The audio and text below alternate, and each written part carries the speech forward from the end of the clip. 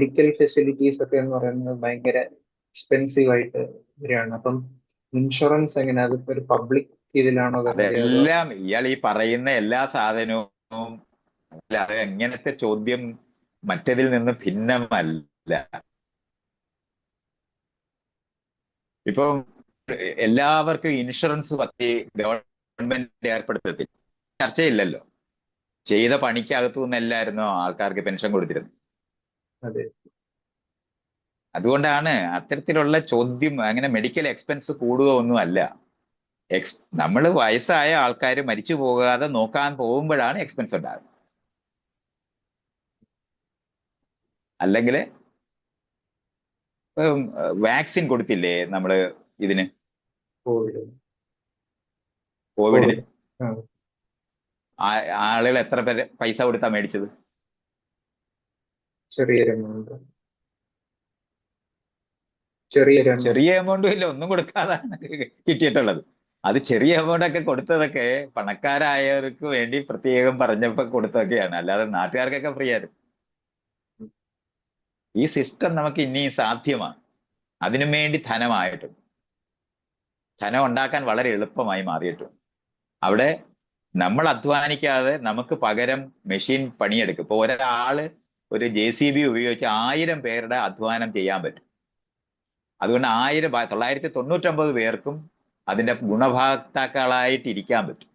ഒരാൾ പണിയാൻ അപ്പൊ ഒരാളാകുക എന്ന് പറയുന്ന ആ പണി ഡ്രൈവറായിട്ട് അത് ചെയ്യുന്ന ആളായിട്ട് ഈ 999 പേരും റൊട്ടേഷനിൽ ചെയ്യേണ്ട ആവശ്യം ഇനിയേ ഉള്ളൂ.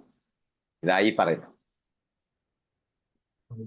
കുറച്ചു പേര് ചെയ്ത് കൂടുതൽ ആൾക്കാർക്ക് ജീവിക്കാൻ പറ്റുന്ന സംവിധാനങ്ങൾ ഉണ്ടാകുകയും ഓരോ ദിവസം കഴിയും തോറും ആ വികാസം നമുക്ക് നന്നായി ചെയ്യാൻ പറ്റുന്നത്. ഇപ്പൊ ചൈനയിലൊക്കെ ഫാക്ടറികളൊക്കെ ഉണ്ടായി തുടങ്ങിയിട്ടുണ്ട്.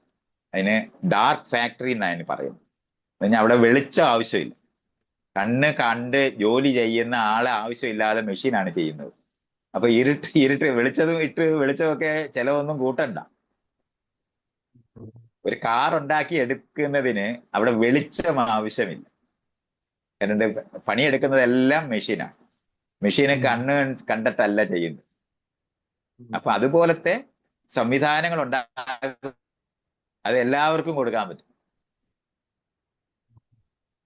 ഇതൊക്കെയാണ് മനസ്സിലാക്കേണ്ടത് നമ്മൾ എങ്ങോട്ടായി നീങ്ങിക്കൊണ്ടിരിക്കുന്നത്.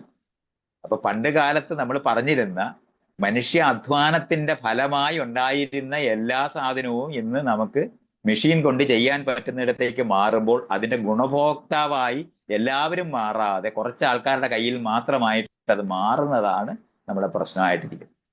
രാജാവിന് പകരം ഒരു 1000 രാജാക്കന്മാരെ ഉണ്ടാക്കുന്നിടത്താണ് നമ്മൾ എത്തിയിട്ടുള്ളത്. എല്ലാവർക്കും അത് മാറുന്നിടത്തേക്ക് നമുക്ക് എത്തിക്കാൻ കഴിഞ്ഞിട്ടില്ല എന്നുള്ളത് നമ്മുടെ സിസ്റ്റത്തിന്റെ പ്രശ്നം കൊണ്ടുണ്ടായ അതാ പ്രശ്നം.